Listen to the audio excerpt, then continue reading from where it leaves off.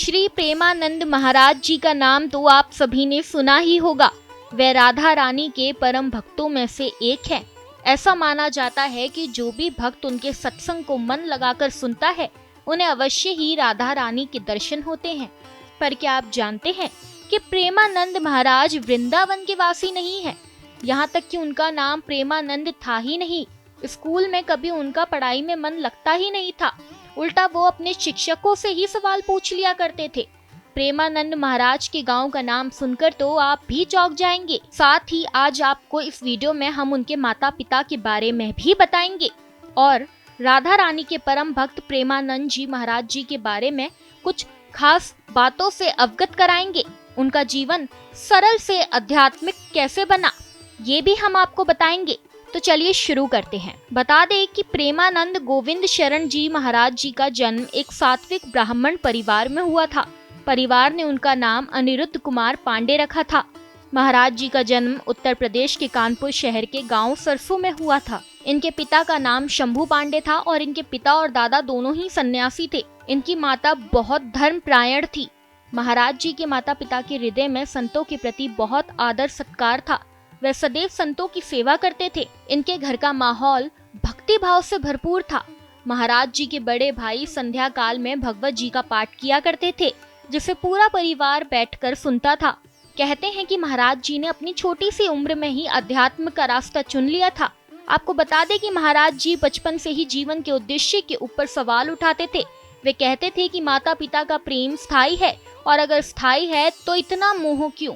इसी तरह के कुछ सवाल थे जो उनके मन में आते थे कि क्या स्कूल में पढ़ाई जाने वाली विद्या उनको उनके लक्ष्य की प्राप्ति करा सकती है। अगर नहीं करा सकती तो इसे पढ़ाने का क्या फायदा। कहते हैं अपने मन में बहुत से सवाल उठने के बाद उन्होंने श्री राम जय जय राम और श्री कृष्ण गोविंद हरे मुरारी का जप करना शुरू कर दिया था। श्री प्रेमानंद गोविंद शरण जी महाराज ने अपना घर 13 साल की उम्र में छोड़ दिया था। महाराज जी का अधिकांश जीवन गंगा नदी के तट पर ही बीता। वो सदैव गंगा जी के किनारे ही रहते थे।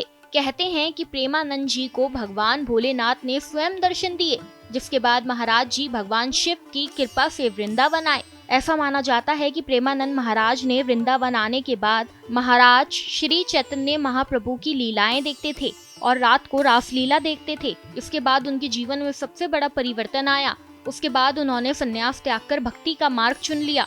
कहा जाता है कि रामलीला उनके जीवन में 1 महीने में सबसे बड़ा परिवर्तन लेकर आई। ऐसे ही 1 महीने के बाद उन्होंने संन्यास मार्ग को त्याग कर भक्ति मार्ग को चुन लिया। महाराज जी की वृंदावन में शुरुआत में दिनाचर्या वृंदावन की परिक्रमा और भगवान बांके बिहारी के दर्शन से होती थी। कहते हैं महाराज जी अनुराधा वल्लभ मंदिर में स्वयं राधा जी को ही निहारते रहते थे और ये बात जब वहाँ खड़े एक स्वामी ने देखी तो उन्होंने महाराज जी को श्री हरिवंश नाम जपने को कहा। शुरुआत में महाराज जी श्री हरिवंश नाम लिखने में थोड़ा संकोच कर रहे थे। उन्होंने पाया कि उनके मुख से हरिवंश नाम खुद ब खुद निकल रहा है। महाराज जी ने राधा वल्लभ संप्रदाय में जाकर शरणगत मंत्र ले ली। वृंदावन की कृपा से महाराज जी में श्री राधा रानी के चरणों के प्रति भक्ति अथवा श्रद्धा उत्पन्न हो गई। महाराज जी अपने वचनों से सभी के जीवन को प्रेरित करते हैं। महाराज प्रेमानंद जी के दर्शन करने के लिए देश विदेश से भक्त वृंदावन आते हैं। उन्होंने अपना संपूर्ण जीवन राधा रानी की भक्ति सेवा के लिए समर्पित कर दिया। आपको ये वीडियो कैसी लगी हमें कमेंट करके जरूर बताएं।